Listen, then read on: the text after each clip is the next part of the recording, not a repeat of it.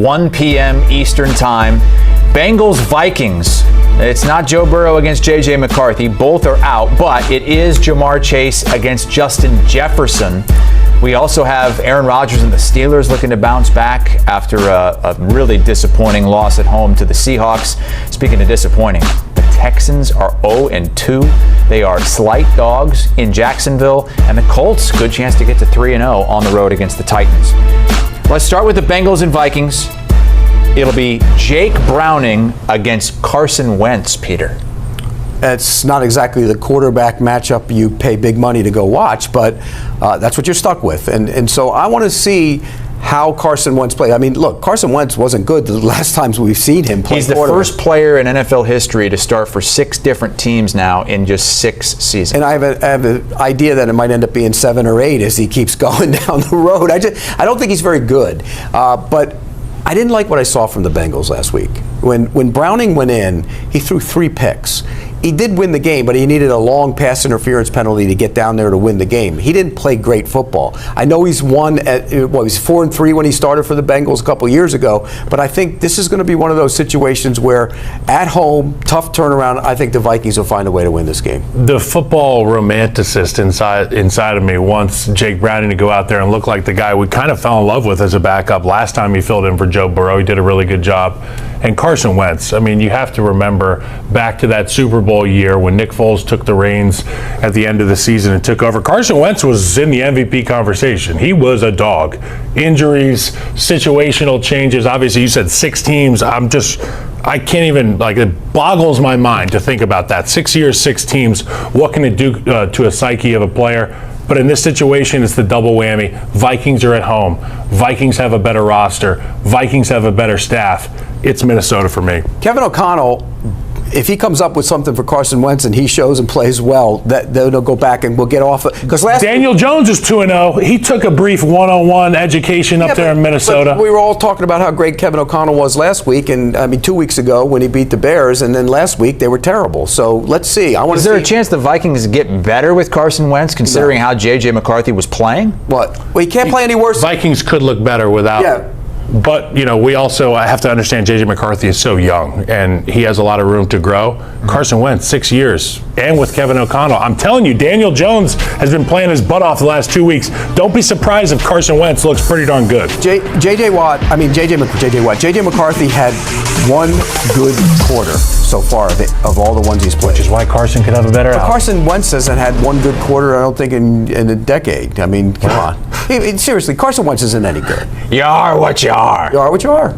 Ever since he hurt his knee, he's been the same. Baker Mayfield, 6 teams. He's doing pretty good now. But you're still taking the Vikings, minus the 3 at home. Yeah, well, because I don't think Jake Browning's very good either. All right. Well, the Bengals do have a chance to get to Skol for the first time in 10 years. Wow. That's what they do. Skol! Second straight week he scolded up. Lambeau Leap, Skol. He is so off the Bears bandwagon. This is called a midlife crisis. It's amazing. Break glass in case of emergency. All right, let's go to the Steelers and Patriots. This one pretty much a toss-up. We saw Reportedly putting their starting running back Aaron Jones on the IR, so he'll be out for at least 4 games. You add on to the fact that J.J. McCarthy's injured and dealing with an injury. What happens to Minnesota's offense now? It's going to look a lot different. And, I listened to Kevin O'Connell earlier this week when he talked about J.J. McCarthy not being able to play this week and for a couple of weeks. And he said that nothing changes in the offense with Carson Wentz.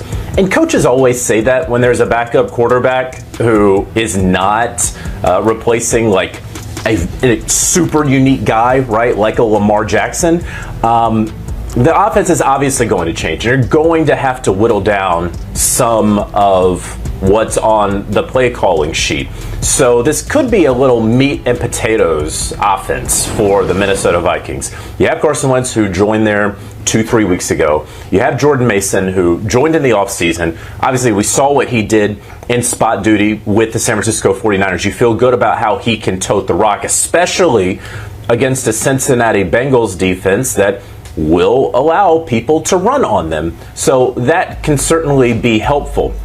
Again, we know that this is going to be a battle of the backups this upcoming week with Jake Browning and the Cincinnati Bengals. Bengals also very likely to be missing Shamar Stewart, the rookie pass rusher.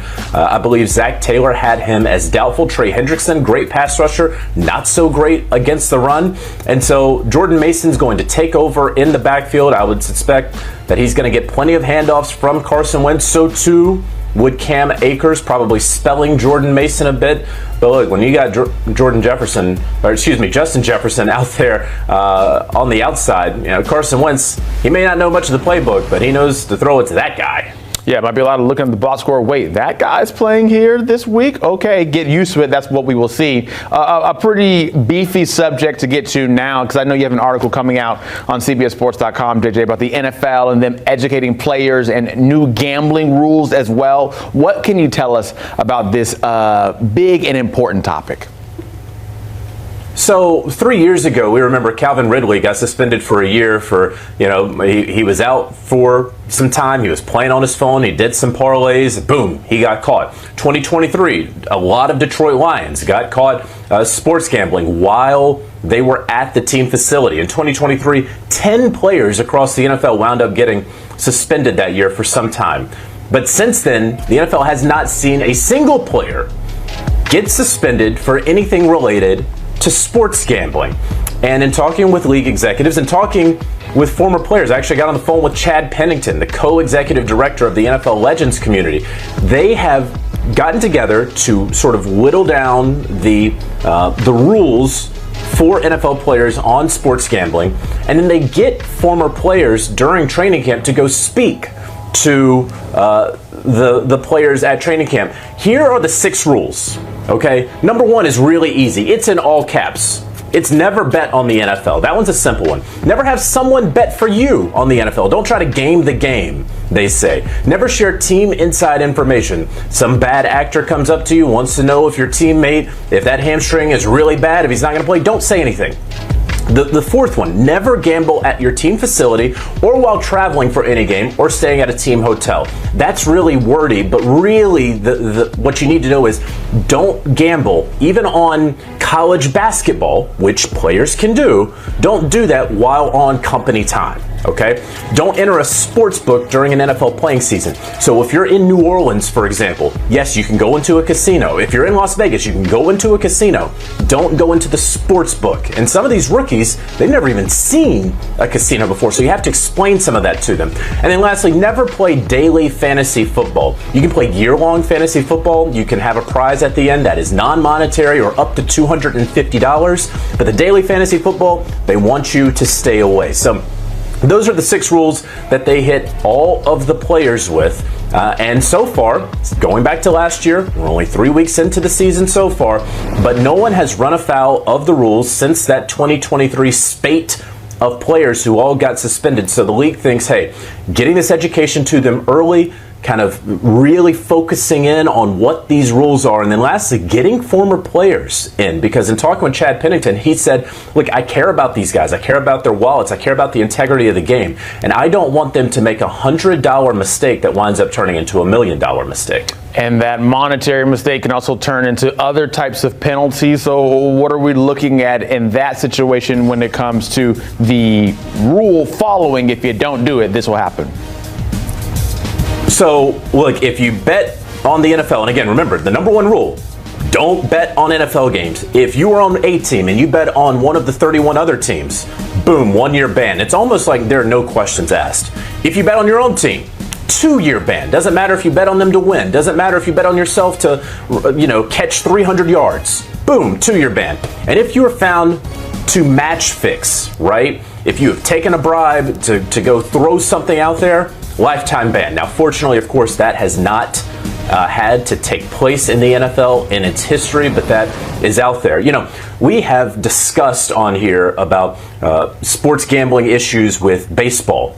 We've seen it, obviously, with the NBA, and we just saw it in college sports. It seems like once a month or so, you're seeing a new big either investigation or punishment in some of these major sports, either professional or amateur. But what we have not seen is in the NFL, who they have very, very strict rules. but they also have a lot of integrity monitoring. They spend a ton of money making sure that they are looking out for their 2,000 players and what is going on. So kudos to the NFL, kudos to their gambling education that takes place in the preseason, in training camp. So far, so good. It certainly seems over the past 2 seasons it has been working. And certainly hope that we can keep things on the up and up and we do not have any issues with any players when it comes to gambling moving forward. Jonathan Jones, thank you so much. Always a pleasure tapping in with you and talking some football. And we can talk even more football